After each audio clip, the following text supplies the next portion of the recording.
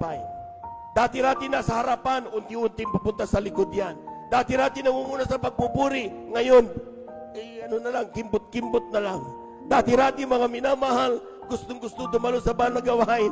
Pagdating ng Miyerkules, sana Biyernes na. Pagkatapos ng Biyernes, sana Linggo na. Pagdating ng Linggo, sana Miyerkules na. Grabe kainitan yan mga minamahal.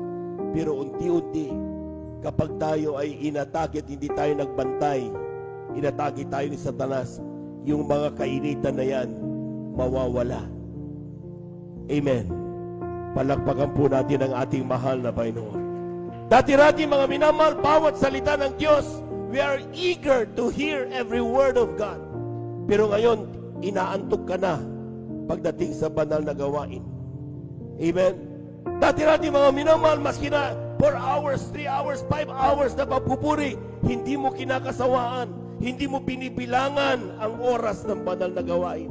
Pero ngayon, ang tagal naman ni Brother Joven, ang tagal ng ating beloved ordained preacher magpaliwanag. Bakit? Unti-unti na tayo nagdududa sa katotohanan ng Diyos sa ating buhay. Because if we know na ang Diyos ay siyang Diyos na tumutugon sa lahat ng panalangin mo, na ang Diyos na makapangyarihan sa lahat, hindi mo gagawin yan. Dahil alam mong ang pinupurit, pinapasalamatan mo, walang iba.